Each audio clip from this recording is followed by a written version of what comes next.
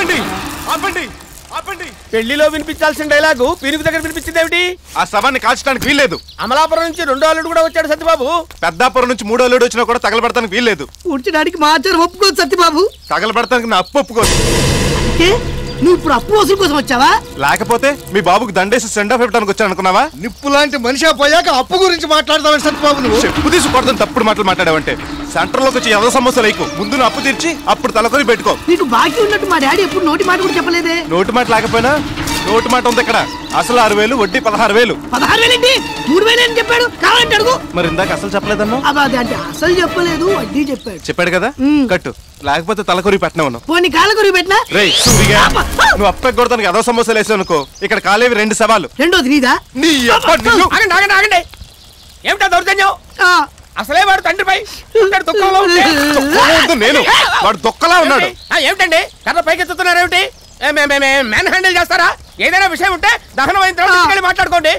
ఇంటికి మాట్లాడుకుంటానికి ఏముంటదరా? అస్థికలు ఎక్కడ కలపాలి, దినానికి ఎవరెవరిని పిలవాలని తప్ప బాకీ తీర్చేంత వరకు ఈ శవం నాదే. అయితే ఉంచుకో. తగలెట్టుకుంటావో తీసుకెళ్లి ఇంట్లో పెట్టుకుంటావో నీ ఇష్టం. ఇక నుంచి ఆ శవం నీది, దాని కప్పు నీది. ఆ శవం చేసిన అప్పుకు నాకు ఎలాంటి సంబంధం లేదు. రండి.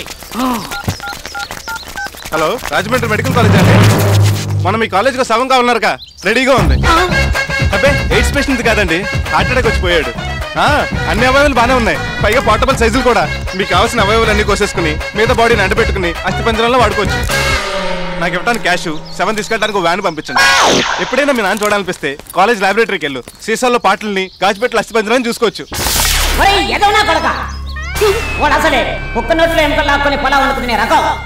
వాడికి పెట్టుకోకుండా వాడి బాధ్యత వాడు కట్టేసాయి. లేకపోతే ఆ కాలువలను ముక్కలు ముక్కలుగా కోచేస్తారు. సరే, ఆ బాకీ నేను కట్టేస్తా. అయితే ఇక్కడ ఒక సంతకం పెట్టుకో. ఇప్పుడు నిప్పెట్టుకో. అమ్మయ్య, ఇప్పుడు హ్యాపీగా ఉంది. ఇది చాలా దారుణం అండి. ఏంటి వాకింగ్ చేయడమా? కాదు, అత్తిల్లో ఫ్యాబ్ సిటీ ఏంటని. అది లేదనే పెడుతున్నాం. వీడు దీనికే ఇంత ఏడుతున్నాడు. సింగపూర్ టౌన్షిప్ గురించి చెప్పారా? అదేంటి? అవును, మన ఊళ్ళో సింగపూర్ టౌన్షిప్ కూడా నిర్మిస్తున్నాం. సముద్రం లేని ఊరికి షిప్ ఎందుకండి? ఇది మునుగుపోయే షిప్ కాదే, పైకి లేసే టౌన్షిప్. అంటే సింగపూర్ వాళ్ళు వాళ్ళ ఊళ్ళో వాళ్ళు కట్టుకున్నట్టే మన ఊళ్ళో కూడా పెద్ద పెద్ద బిల్డింగ్లు కడతారు. ఒక్కో బిల్డింగ్ ఎంత ఎత్తుంటుందో తెలుసా? 25-30 తాడి చెట్లు ఎత్తుంటది. దాన్నే టౌన్షిప్ అంటారు. ఎక్కడ కడతారు? మీ కాలనీలోనే. మా కాలనీలో ప్లేసే లేదు కదండి. మీ ఇల్లు మొత్తం లేపేస్తే అంత ఖాళీయే కదా. అడ్డం తిరిగితే బంజరు భూములు అంటాం. మరి మేము ఎక్కడికి వెళ్ళాలండి? వాళ్ళంతా ఇక్కడికి వస్తున్నారు కాబట్టి మీరు సింగపూర్ వెళ్ళండి. మా ఇళ్ళని కూల్చేసి టౌన్షిప్ లో ఫ్యాబ్ సిటీలు కట్టడానికి అసలు మీకు పర్మిషన్ ఎవరు ఇచ్చారండి? అది ఇస్తాను. ఒప్పుకోపోతే చట్టం తన పని తను చేసుకుపోద్ది. ఇది చాలా అన్యాయం అండి. ఒకవైపు ఫ్యాబ్ సిటీ, ఇంకోవైపు ఇంటర్నేషనల్ ఎయిర్పోర్ట్, మరోవైపు సింగపూర్ టౌన్షిప్, ఇంకోవైపు outer ring road. Kakinada, Rajahmundry, Guntur లాంటి కార్పొరేషన్ లోనే ఇంత డెవలప్మెంట్ జరగలేదు. బొచ్చులోది మన అత్తిల్లో ఏంటండి? మన అత్తిలి మున్సిపాలిటీని ఆదర్శ మున్సిపాలిటీగా తీర్చిదిద్ది స్వర్ణాత్యలు చెయ్యాలన్నదే నా సంకల్పం. అందుకోసం ఎవరు ఆస్తులైనా సరే అర్పించడానికి నేను సిద్ధం. అలా అన్నాడా? అవును తయారు. మా పొలాలు ఇళ్ళు ఖాళీ చేయమని మాకు నోటీసులు కూడా పంపించాడు. మా ఆస్తులు పోకుండా నువ్వే మమ్మల్ని ఆదుకోవాలి. కాపాడతారు. మా షెటర్ చెప్తే ఖచ్చితంగా కాపేస్తారు. కాకపోతే మరి అర్థమైంది. ఇదిగో 50,000 అడ్వాన్స్. మా ప్రాపర్టీస్ అన్ని పోకుండా ఆపాక మరో 50,000 ఇచ్చుకుంటాం. అమ్మ బాబోయ్, ఎంత డబ్బు! ఎన్ని పురుగులు వాళ్ళు అమ్మితే వస్తాయి. ఇక మీ పని అయిపోయినట్టే. ఆ ఈడికిచ్చి మీరు వెళ్ళిపోండి.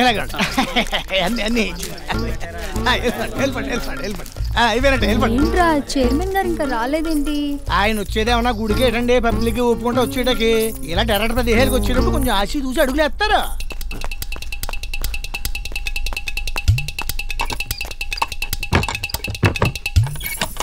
ఎవరది? దొంగ దొంగ దొంగ. నేను అయితే నేను నడిచింది కరెక్టే. రండి. గన్మెన్ రాకపోయేసరికి గుర్తుపట్టలేదు. నువ్వు వాడి కోసం వెయిటింగ్? చిచి, మీకోసమే. ఇలాంటి చోటుకు వచ్చినప్పుడు గన్లో మెనలు ఎందుకు? Material ready. నంచుకోవడానికి చికెన్ ఫ్రై, చిప్స్ ఇక్కడ ఇచ్చానండి. ఇంకేమైనా అవసరం అయితే నేను పిల్లండి, బయట నుంచి ఉంటాను. నువ్వు వెళ్తే స్టాఫ్ లెక్క. నా కెరీర్ లో చాలా పార్టీలు చూశాను కానీ ఇంత ప్లాన్ గా పార్టీ ఇదే చూడడం. ఇయ్యేటి మీ డెవలప్మెంట్ లో ఆస్తులు కోల్పోతున్న నిర్వాసితుల అప్లికేషన్లు. పాపం వీళ్ళంతా నన్ను రిక్వెస్టింగ్ చేస్తున్నారు. మీరు కొంత హెల్పింగ్ చేసి. ఓహో, నువ్వు ఈ సైడ్ బిజినెస్ కూడా చేస్తున్నావు. తెలివైన దానివే. ఇవి సెటిల్మెంట్లు అవ్వాలి, కొంతకాలం పెండింగ్ లో పెట్టు. నా కోసం క్లియర్ చేయండి ప్లీజ్. ముందు పని అవునే, తర్వాత పని చూద్దాం. దా ఎక్స్క్యూజ్ గారు, అబ్బాయి ఏదో మంచి టైంలో వస్తాడు. మంచి నీళ్ళండి, అలసిపోతే తాగుతారని. ముందు అలసిపోనే. సరే ఇంక ఎంజాయ్ చేసుకోండి. సెంటర్ మెయింటైన్ చేయి. ఏంటాడు సెంటర్ అంటాడు?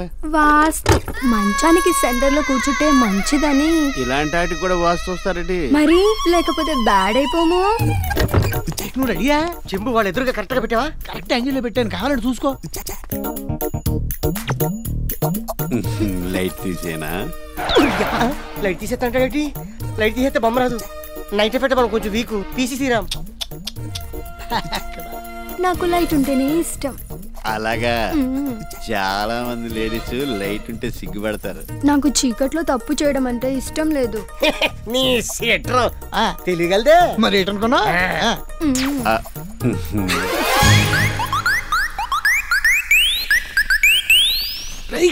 వేల వేల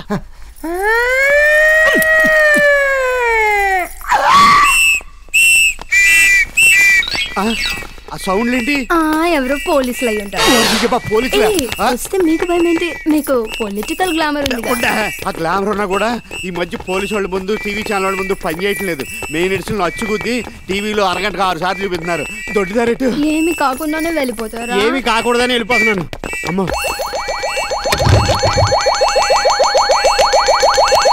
ఇంకా చాలే.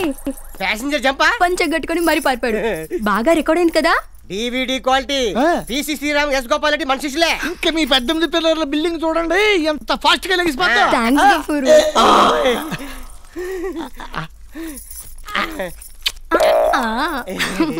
ఏంటలా ఎరిమొహం వేసుకొని చూస్తున్నావు? మనకి టీ అయినా మంచినీళ్ళు అయినా ఇలా బాటిల్లో పోసుకొని తాగితేనే సాటిస్ఫాక్షన్. నిన్న మా నాన్న పక్క సందులోకి ఫోన్ చేశారు. పక్కింట్లో ఫోన్కి ఏమైంది? వాళ్ళు పిలవడం మానేశారు. విషయం ఏం చెప్పు. తినడానికి ఎలాగో మేము పంపిస్తున్నాం, కనీసం ఉండడానికన్నా మీరు చూసుకోకపోతే ఎలా అని తిట్టిపోశారు. ఉండడానికి మా నాన్న ఇచ్చిన కొంప ఉంది కదే. కొంప ఉంది కానీ దానికి కరెంట్ లేదు. బిల్లు కట్టలేదని నిన్న ఫ్యూజ్ బీక్ వెళ్ళిపోయారు. పిల్లమ్మండ చదువుకోవడానికి రాత్రి ఇంట్లో దీపం కూడా లేదు. నువ్వు ఉండగా కరెంట్ ఎందుకే? ఇంటికి దీపం ఇల్లాలే. ఒరే ఆసు జాకి ఏం చేస్తున్నారా? ట్రాక్టర్ మేడ కడుతున్నాం. ఆహా, నా వారసులు అనిపించేశారా. నేను పేకలో డబ్బులు సంపాదించి మేళ్ళ కడదాం అనుకున్నాను. మీరు ఏకంగా పేకతోనే మేళ్ళ కట్టేస్తున్నారు. సేబాసరా. స్కూల్కి వెళ్లకుండా ఆటలు ఎందుకు ఆడుతున్నారో అడగండి. ఎరా స్కూల్కి ఎందుకు వెళ్ళదు? ఫీజు కట్టలేదని పంపించేశారు. ఏమే ఫీజు ఎందుకు కట్టలేదా? డబ్బులు లేక. మీ బాబుని అడగచ్చు కదా. ఎన్నిటికైనా ఆయన అడగంటారు. ఆవకాయ దగ్గర నుంచి మీ అండర్వేర్ల వరకు అన్ని ఆయనే పంపిస్తున్నారు. అందుకే నేను ఇలాంటివి పట్టించుకోవడం మానేశాను.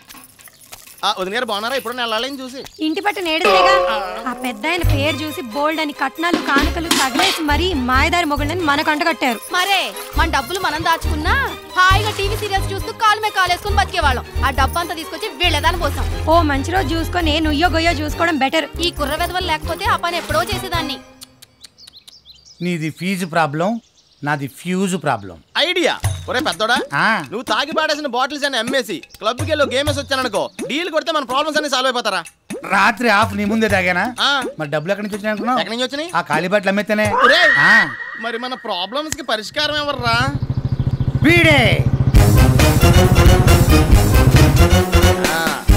ఒరే చిన్నోడా, రొటీన్కి భిన్నంగా నువ్వు ఇవాళ మాట చెప్పి తీరాలరా. డబ్బులేగా ఇవ్వను. అది రొటీనే కదరా. ఒరే ఫీజు కట్టలేదని ఆసు గాని జాకి గాని స్కూల్ నుంచి పంపించారా? కరెంట్ బిల్ కట్టలేదని ఫీజు బీకేశారా? ఒక ఆఫీస్తే అదే వెయ్యిస్తే ఇవ్వనని చెప్తున్నానుగా. ఒరే ఇవ్వనని చెప్పకరా, నీకంటే పెద్దవాళ్ళం, కనీసం లేవని చెప్పు, గౌరవం ఉంటుంది మాకు. సరే లేవు. బెదరు పొలంలో పంట లేదని చెప్పరా నమ్ముతాం, మట్టి లేదని చెప్తే ఎలా నమ్ముతావరా? ఉన్నాయి ఇవ్వను. రే అన్నలోని కూడా చూడకుండా ఎలా చీకట్టి వెళ్ళిపోతున్నాడో చూడాడు. మానవ సంబంధాలు మట్టిలో కలిసిపోతున్నాయా? నిధులు లేక విధులు ఆగిపోతున్నారా? నువ్వు ఆగరా బాబు. పొద్దున్నుంచి నోట్లో సుక్కపడక లివర్లో పవర్ పోయి ఎలా షివర్ అయిపోతున్నాను చూడు. సర్లే మేమెవరితో చెప్పుకో. నా చేతులు చూడు మొక్కల తాలకి ఎలా వంకలు తిరిగిపోతున్నాయి సరక్క.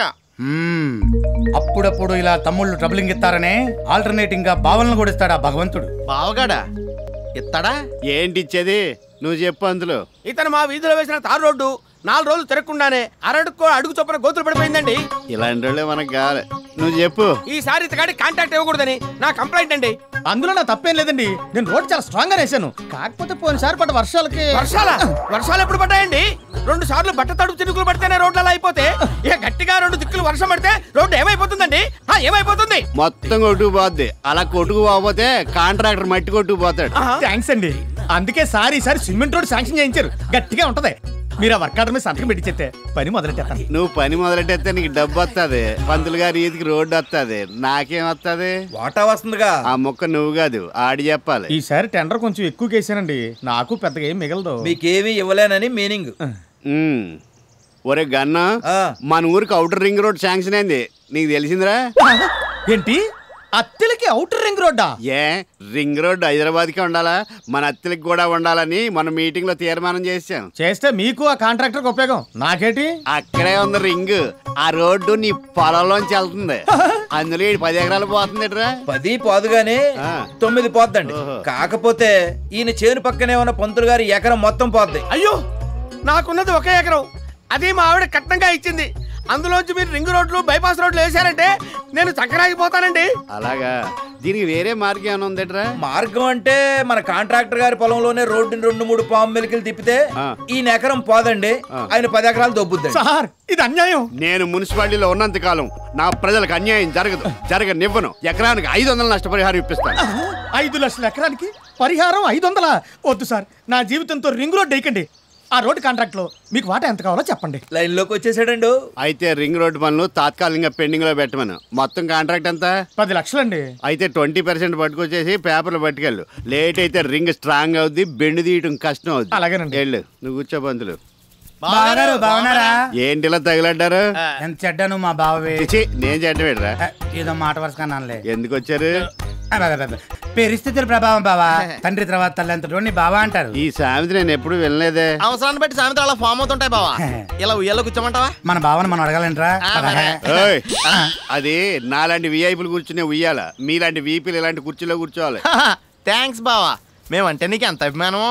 ఏంటి ఆర్థిక సహాయమా? బావగారు మనుషులను చూసి భలే స్కానింగ్ చేసేస్తారు. అయితే ఈ పాటికి స్కానింగ్ లో పిల్లల ఫీజు కరెంట్ బిల్లు కట్టలేదని తెలిసిపోయి ఉంటది బావగారికి. క్యాష్ పొజిషన్ చాలా టైట్ గా ఉంది బావా, నువ్వు కొంచెం క్యాష్ రిలీజ్ చేస్తే. మీరు ఇలా సర్వనాశనం అయిపోవడానికి కారణం ఏంటని ఇప్పుడే పందులు గారిని పిలిచి అడిగాను. క్లబ్బులకి బార్లకి తగలేస్తున్నావు అని చెప్పుంటాడు. కాదు, వాస్తు లోపమాట. క్లబ్ కి బార్ కి కూడా వాస్తలేదా? అందుకే మనకు కలిసి రావట్లేదురా. వాస్తు లేని వాటికి కాదు, మీ ఇంటికి ఈశాన్యంలో బరువు ఉండకూడదట. నువ్వు అక్కడ తిరక్కో. మీరు ఇంకా అందులోనే ఉంటే సర్వనాశనం అయిపోతారని, ఒంటి మీద బట్టలు కూడా మిగలవని చెప్పారు పంతులు గారు. కాబట్టి వెంటనే ఆ ఇల్లు అమ్మేయండి. నిన్ను తగలయ్యా, ఇదాని లాకు. అది అమ్మేస్తే ఎంత లేదన్నా మీకు చెరువు 5 లక్షలు వస్తాయి. వాస్తు దోషం పోదు కాబట్టి ఆ లక్షలతో కోట్లు సంపాదించేసుకోవచ్చు. ఏంటో బావా, నువ్వు హార్ట్ఫుల్ గా చెప్తున్నా కన్నింగానే కనిపిస్తా. మరి ఇల్లు అమ్మేస్తే మేము ఎక్కడ ఉంటాం బావా? నేను చచ్చాననుకున్నారా? పేదల ఉచిత గృహ నిర్మాణ పథకం కింద మీ ఇద్దరికి చెరువులు పక్కా వాస్తుని శాంక్షన్ చేస్తా. శుభ్రంగా అందులో ఉండి డబ్బులు సంపాదించుకున్న పెద్ద పెద్ద మేడలు కట్టుకోండి. ఎరా నీకు ఇల్లు ఎక్కర్లేదా? అదేంటి బా, మరి లేవలేదే. మరి మా ఇల్లు ఎవరు కొంటారు బావా? వాస్తు లాభం ఉంది కాబట్టి ఎవరో కొనరు, అమ్మకపోతే మీకు ఇబ్బంది. సరే, ఎంతైనా పెళ్ళం బ్రదర్స్, మంచో చెడో మీకోసం నేనే కొంటాను. అమ్మ నా మున్సిపాలిటీ, ఎక్కడి నుంచి ఎక్కడికి వచ్చావురా? సార్, వీళ్ళు మిగిల్చింది పెద్ద ఆయన జ్ఞాపకార్థం మిగిలింది అది ఒక్కటే సార్. జ్ఞాపకాలు ఏముందా? ఆ క్వార్టర్ కొట్టేస్తే క్లీన్ గా అన్ని మర్చిపోవచ్చు. కన్న కదా ఇందాక ఆడిచ్చింది. దేవదాస్ తాగేసి మంగతాయని మర్చిపోలేదు. పార్వతి అదే, ఇదిగో అడ్వాన్స్. 2 రోజుల్లో పెద్ద అమౌంట్ ఇచ్చి అగ్రిమెంట్ చేసుకుంటాను. నువ్వు ఎంత మంచోడు బావా. ఈ విషయం నాకే తెలుసు అనుకున్నా, నీకు కూడా తెలిసిపోయిందా? ఇదిగో మీ అక్క వస్తుంది, ఇంటి విషయం చెప్పకండి. ఏం బావా? వాస్తు పోలేదు కదా, వద్దంటాయి. నువ్వు చాలా తెలివైనడు రా నమ్మిడి బామ్మర్ది. ఆ విషయం నాకే తెలుసు అనుకున్నా, నీకు కూడా తెలిసిపోయింది. మీరెప్పుడు వచ్చారా? లోపలికి రాకుండా ఇక్కడే కూర్చున్నారే. రండి. లేదమ్మా, అర్జెంట్ గా బార్కి వెళ్ళాలి. చిచి, కరెంట్ ఆఫీస్కి వెళ్ళాలి, వస్తానే. పోనీ నువ్వైనా రారా? అక్కే, నేను అర్జెంట్ గా స్కూల్కి వెళ్ళాలి, క్లబ్కి వెళ్ళాలి. 2 టీలు తెచ్చేందుకు పంతులు తాగడు. అమ్మ దొంగ నా బావా, మా అన్నయ్యల వీక్నెస్ లో అడ్డం పెట్టుకుని మా ఇంటికి ఎసరు పడతావా? మీ నాన్న కట్టించిన ఇల్లు రాది. అందుకే దాన్ని ఎట్టి పరిస్థితుల్లో మా బావకు దక్కనవను. ఒక 10 రూపాయలు ఎక్కువ ఇచ్చినా సరే దాన్ని నేనే కొంటాను. నువ్వు కొంటావా? అవును, ఎలాగో నాకు వాటా ఉంది కాబట్టి నాకు కలిసిపోతుంది. మొత్తం బిల్డింగ్ కి ఎత్తుల సత్యబాబు సోలో ప్రొపరేటర్ అయిపోవచ్చు. అరే మీ అన్నల్ని ఆదుకుంటావని మీ ఇంటిని కాపాడుకుంటావని విషయం నీకు చెప్తే దానికి నువ్వే ఎడతావా? లేకపోతే మా బావ పెడతాడు. అప్పుడు అత్తిల వారి ఇల్లు కాస్త బొడ్డు వారి ఇల్లు అయిపోతుంది. అంటే ఇల్లు నువ్వు కొనేసి మీ అన్నల్ని దగ్గరెట్టుకుందావనే? దూరంగా పెట్టుకుందామని. అద్దెకిస్తే పోర్షన్ కి 2000 వస్తుంది. మరి వాళ్ళు ఎక్కడికి వెళ్తారు? మన దగ్గర సిరిపెంటేట్లు చాలా ఉన్నాయి కదా, 2 పడితే వాళ్ళు ఎక్కడ చోట వేసి బతికేస్తారు. అబ్బా నీ బ్రదర్ సెంటిమెంట్ ఏంటంటే నాకు సిల్లిగా ముచ్చటేసేస్తుందిరా. నీకంటే మీ బావేనయ్యో పేదల ఉచిత గృహ నిర్మాణ పథకంలో 2 ఇళ్ళైనా ఇప్పిస్తానన్నాడు. ఇవ్వని అవి కూడా తీసుకుని వాళ్ళు అద్దెకించుకుంటే వాళ్ళకి 4 రూపాయలు వస్తాయి. మీ నాన్న చచ్చిపోయి బతికిపోయాడు కానీ రా, బతుకున్నట్టయితే మీ ఆప్యాయతలు చూసి గుండె ఆగి రైలు కింద పడి చచ్చిపోయాడు.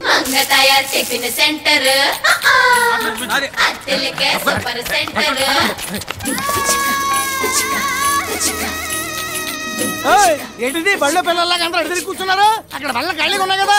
తాత ఇక్కడ ఇరుక్కుని కూర్చోపోతే అక్కడ ఇల్లు కూర్చోవచ్చు కదా. ఇక్కడైతే మంగ తయారు దగ్గరగా ఉంది, ఏడేడిగా ఏసి ఇస్తుందని. తయారు గారు వీడికి ఏడేడిగా కావాలని చూడండి. ఏం కావాలి? ఏవేవో కావాలనిపిస్తుంటాయి. అవన్నీ ఇయటానికి వీలవుతుందా? ఒక మినపట్టు 2 బోండాలు చాలు. గపూరు ఎవరారు కారులో వచ్చారు? అయ్యో బాబోయ్ మున్సిపాలిటీ గారు. రండి రే సార్కి కుర్చీ. ఏంటండి బాబు ఫోటోకాల్ పక్కన ఏకంగా మా హోటల్కి వచ్చేసారు. హోటల్ వద్దకు పాలన. ఈ ఊరు ప్రజలకు ఎన్నో సమస్యలు ఉన్నాయి, అందులో నువ్వు ఒకటి. లీడర్లు అప్పుడప్పుడు ఇలా జనజీవన స్రవంతిలోకి వచ్చి ప్రజల సమస్యలు తెలుసుకోవాలి. బాగా కవర్ చేశారు. పబ్లిక్ లో టచింగ్ లో ఎన్కౌంటర్ అయిపోతావు. ఎలా ఉన్నావు తయారు? మీలాంటి దయ వల్ల ఇలా ఉన్నానండి. ఏం తింటారు? నీ చేతి ఏం పెట్టినా తినేస్తాను. వేసేయమంటారా? అది ఇడి పెట్టు. రే సార్తో ఏంటో పరాచకాలు ఉండండి. దూరగా కాళ్ళ దిబ్బరెట్టుంది తీసుకొస్తాను. అది నా కోసం వేసింది కదా, ఆయన తెస్తానంటావేంటి? ఎవడరాడు? మటన్ కొట్టు మస్తాన్ గాడండి. వేసేయమంటారా? ఒరే 2వ ఎస్ఆర్సీలో నీ మటన్ కొట్లు వేసిపోతుంది తెలుసా?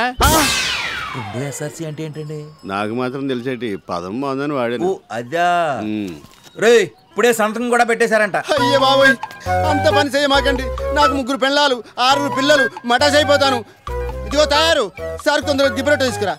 సార్ తమరు శుక్రవారం 8 తింటారు కదండి? ఫ్రీగా వస్తే శనివారం కూడా తింటారు. అయితే 2 కిలోల మటన్ అమ్ముతాను. ఈ రోజు మంచి ఏటపోతున్నా వేసాను. పనిలో పని మా తయారు కూడా 1 కిలో పంపించు. చిత్తం. మరి 2 ఎస్ఆర్సీలో నా షాపు ఈ వారం రాకుండా ఆపుచాలే, నువ్వు వెళ్ళు. మటన్ పంపపోతే ఎస్ఆర్సీ గుర్తుంచుకోరు.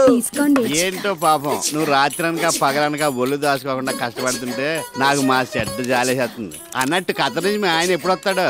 ఎందుకండి సడన్ గా వచ్చేందుకు ఇబ్బంది కదండి. పెళ్ళైన ఒంటరి ఆడది ఈ మసాలా సొసైటీలో బతకడం ఎంత ఇబ్బందో ఓ మగాడుగా నేను అర్థం చేసుకోగలను. అందుకే మీతో చిన్న డీలింగ్ పెట్టుకుందాం అనుకుంటున్నాను. ఏం డీలింగ్? Finance dealing. నా మొగుడేదవా కత్తరెల్లి తెగ సంపాదించేస్తున్నాడు అనుకోని సెంటర్ లో స్థలం కొని 18 పిల్లర్లు కూడా లేపించేశాను. శ్రీరామ సుబ్బారావు బాబా కత్తర్లో దేన్నో తగులుకుని డబ్బులు పంపడం మానేసాడండి. అందుకని మీరు కొంచెం ఫైనాన్స్ ఇస్తే గ్రౌండ్ ఫ్లోర్ వరకు లేపించి అద్దెకిచ్చుకుందాం అనుకుంటున్నాను. అర్రే నిన్నే రైలు చేరు సుబ్బరాజు 2 లక్షలు అడిగి ఇచ్చాను. నువ్వేం ఫీల్ అవ్వకు, మా చిన్నబామర్ది చెప్తాను తీసుకుంది. సర్లేండి మంచోడి పేరే చెప్పారు. ఆయన మీలాగా గ్లామర్ లొంగే రకం కాదండి బాబు. నేను చెప్తే కాదంట్రా. లేదంటాడు. బాబు అదేటండి మీరు పిలుస్తున్నారని చెప్పినా కూడా ఆకుండా వెళ్ళిపోతున్నాడు. అదే వాడికి నేనంటే గౌరవం, నా ముందుకు రాడు. నాకు ఎలాగ అనిపించలేదే. మరి ఎలా అనిపించింది? రావాలా అన్నట్టు ఉందండి. ఇదిగో తయారు వేసేయమంటారా? ఈ అర్జెంట్ గా పనిలోంచి అన్న తీసే, లేదంటే ఒట్లానే మూసే. అయ్యో సార్ సార్ సార్ రే సార్ బాగా ఫీల్ అయినట్టున్నాడు రా.